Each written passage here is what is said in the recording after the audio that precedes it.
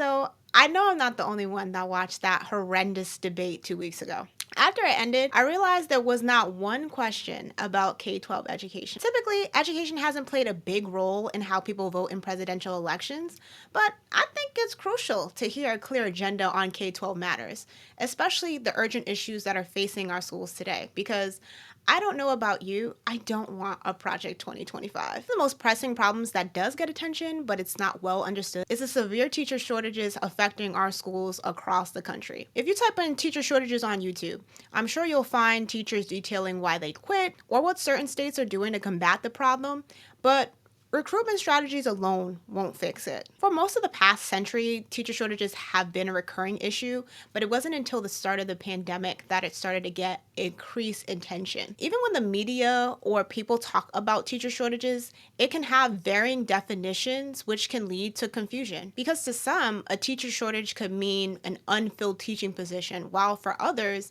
a teaching shortage can refer to an underqualification where teachers are not certified in that particular subject area. I have a test question for you all, and if you're an educator, set this one out. Which subjects are the hardest to fill in K-12? If you said math, science, or special education, I might even throw bilingual education, you get a gold star. I don't know what the prize is yet, but I'm glad that you answered the question. Another point in this debate is, are teacher shortages a national crisis or is it a localized issue? Some researchers argue that there's a national teacher shortage that's getting worse over time for a couple of reasons. One, there's been a significant decline in the number of people enrolling in teacher preparation programs, which reduces the pipeline of new teachers entering the profession. Second, more schools are reporting unfilled teaching positions, showing a growing inability to meet staffing needs. And lastly, the number of underqualified teachers had been rising, particularly in urban and rural schools, pointing to a shortage of adequately prepared teachers. I had a student teacher one time, and he said to me, "You're not a teacher, you're a marketer. You figure out what these kids want to see, what they like, and you use it to get them to do what you want them to do." That's so important, and a lot of times people aren't trained that way. I think there's a very academic way of doing things, and there is a real world way of doing things, and there is a chasm there of knowledge. Teachers need to be trained better, and then once they get in the classroom, they need to be taken care of, and that doesn't always happen. On the other hand, many people believe that teacher shortages are local. According to the study of Brown-Annenberg Institute, which was discussed in the article All Teacher Shortages Are Local by the 74 Million, they analyzed data on unfilled teaching positions in Tennessee in 2019. And Tennessee was selected because of its diverse mix of urban, suburban, and rural areas. They found that out of 40,000 teaching positions, 609 of them were vacant, mostly in secondary schools, or 6 through 12. And while most schools didn't have any job openings, almost every commuting area had at least one school with vacancies. And major shortages were seen in places like Memphis and Nashville. Schools that had more early career teachers who attended nearby high schools had fewer vacancies. And about 80% of the differences in vacancies were because of specific schools within districts, not because of differences between districts. So this all shows that teacher staffing issues aren't uniform and that they need specific localized solutions. What's frustrating is neither the federal government nor most states collect enough information about teacher shortages. And some states do track their teachers, but many don't know how many teachers they need each year or how many positions are unfilled. And even when this information is available, it's often incomplete and it's not updated regularly. When I was researching for this video, I read that New York and California, two states that serve millions of children, had very little information online about teacher vacancies. And I know there are some. The U.S. Department of Education reports which subjects have teacher shortages, but they don't provide details on how serious the shortages are or even define what a shortage actually means. A few researchers did create a database that highlights teacher vacancies and shortages in the United States.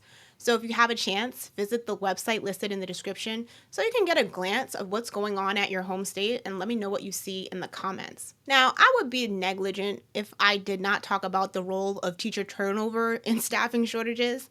And there's two parts to this. There's attrition, where teachers leave the profession entirely, or migration, where teachers transition to different roles in different schools. Excessive teacher turnover and attrition are problematic in many ways. High turnover causes a snowball effect. It disrupts the teacher workforce, it reduces teacher effectiveness, it harms student achievement, and it definitely places extra strain on schools to find and integrate new and qualified teachers. I was born and raised in Providence, Rhode Island.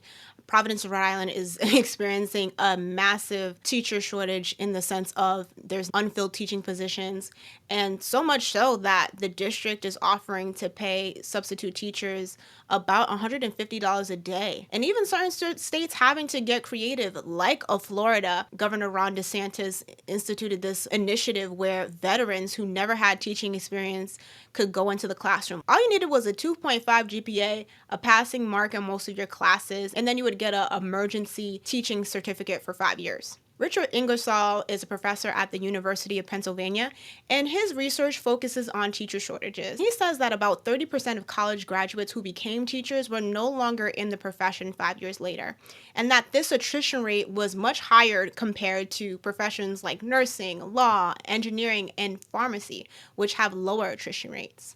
Migration, while it doesn't reduce the overall number of teachers, still contribute to those staffing challenges because teachers are moving between schools and districts. That means that new staff need to be hired, which keeps the cycle of shortages going on in some areas. And filling in these vacancies could be expensive. It can cost up to $21,000 to fill in a single vacancy, money that could otherwise be spent to support existing teachers to improve school conditions. And we know that high teacher turnover is influenced by many factors at work. There's a saying that people quit bosses, not jobs. And this is very true in education as well. And when there is a lack of support from the school, it creates problems with teaching and learning, leading to low teacher morale and causing newer educators to leave within 5 years. However, when there's more school support and there's higher teacher morale, even when those problems do come, it becomes more manageable, helping to keep teachers from leaving. I can't stress enough that we need to pay our teachers more, and having a good salary can help teachers in their jobs and encourage new ones to join. But ultimately, pay is decided by state and local government. I didn't decide to quit because of the pandemic. I already was overwhelmed. I taught 2 grade levels and I coached cheer. I was worn out. I had no time for myself. And then I didn't see a future for myself in education. I wanted to see if there was something else I could experience in my working life as an adult. Not all teacher attrition is created equal. Ingersoll again says that teachers are twice than likely to leave rural schools for urban or suburban schools than the reverse. And often the reason behind those turnovers of teachers in rural schools often include dissatisfaction with administration, accountability testing pressures, a lack of classroom autonomy, or just being so burnt out because you're wearing multiple hats throughout the workday. As a teacher in a rural district, you might be asked not only to teach, but maybe to coach a sport and advise a club and lead a committee. It's more difficult to be a teacher in a rural area because you're spread more thin. I mean, we haven't had a school nurse ever. We've lost our librarians years ago. We don't have a curriculum director. We do it all. Now, let me go on a mini rant.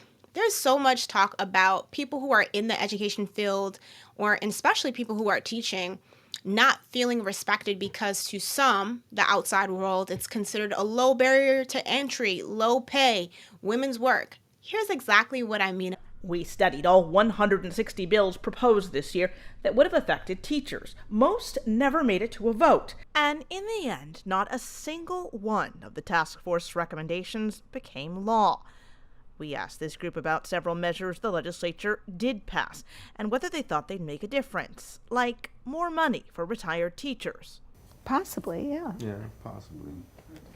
The right to hang an "In God We Trust" sign in their class. And a specialty license plate that says Texas Teachers that you pay $10 for. I would be scared to no. It's safe to say they would have preferred a pay raise. While teacher shortages aren't a one-size-fits-all solution, I do think that there's best practices that the federal government and state education agencies should follow. I think states should make teacher qualification for each school easy to access and have detailed shortage information and public school report cards. And then lastly, like I said earlier, making sure that when we're talking about shortages, having clear definitions and measurements of teacher shortages, so that way we can just avoid confusions and address this problem accurately. I want all of you guys who are watching this information, please do me a solid. Make sure that you seek out diverse sources of information when you're hearing about education-related topics in the news. We know it's an election year, and we also know that education is inherently political. There's many systemic issues at play. So in the case of the teacher shortage debate, it's not just about recruiting more teachers. It's about addressing why teachers are leaving and ensuring that our educators, school leaders, federal and state education agencies have the right support and data to help our teachers thrive.